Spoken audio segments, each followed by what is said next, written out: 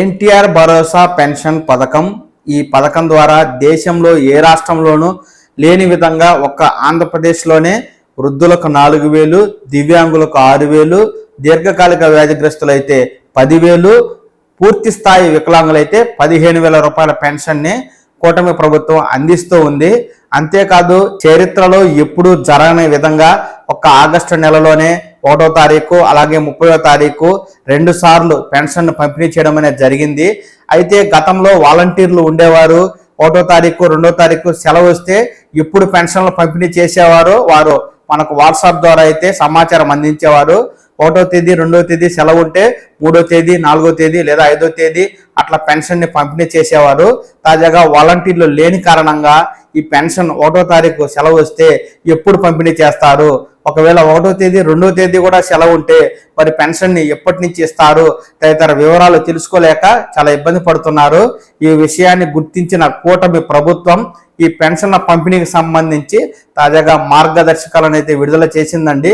ఎప్పుడు ఎలా పెన్షన్ పంపిణీ చేస్తారు అనే దాని విషయంపై స్పష్టంగా సమాచారాన్ని అయితే ప్రభుత్వం మనకు అందిస్తూ ఉంది.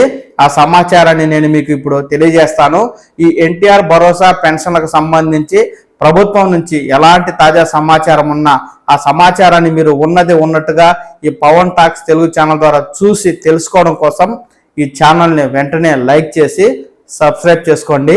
ఇక విషయంలోకి వెళ్తే పింఛను పంపిణీ మార్గదర్శకాల్లో ప్రభుత్వం పలు సవరణలు చేసింది.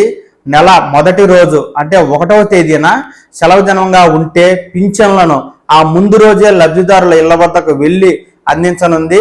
ఇకపై ఇదే విధానాన్ని అమలు చేయాలని అధికారులకైతే స్పష్టం చేసింది.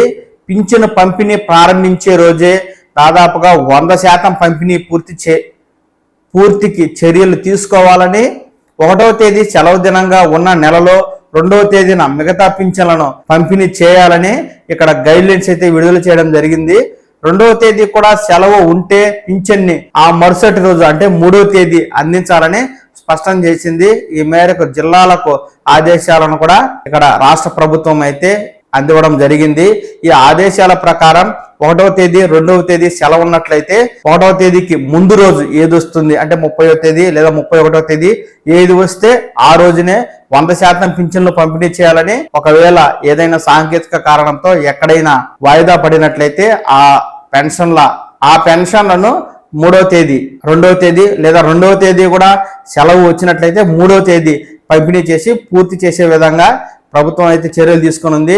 దీని ప్రకారం 1వ తేదీ సెలవు లేకుంటే ప్రతి నెల 1వ తేదీయే పింఛన్ పంపిణీ జరుగుతుంది. ఒకవేళ 1వ తేదీ సెలవు ఉన్నట్లయితే అంతకు ముందు రోజే ఈ పింఛన్లను పంపిణీ చేస్తామంటూ ప్రభుత్వం తాజాగా గైడ్లైన్స్ విడుదల చేయడంతో ఇక్కడ వృద్ధులు దివ్యాంగులకు రాష్ట్ర ప్రభుత్వం పెన్షన్ 1వ తేదీ ఇస్తుందా, ఎప్పుడు ఇస్తుంది అనే విషయం, 1వ తేదీ సెలవు ఉంటే మరి పెన్షన్లు ఎప్పుడు ఇస్తుంది అనే విషయంలో సందేహాలను తొలగిస్తూ ఈ మేరకు తాజాగా గైడ్లైన్స్ అయితే విడుదల చేయడం జరిగింది. కనుక ఎవరైనా దివ్యాంగులు వృద్ధులైన వారు 1వ తేదీ సెలవు ఉంటే ముందు రోజే మీరు ఇంటి దగ్గర ఉండి పెన్షన్ తీసుకోండి.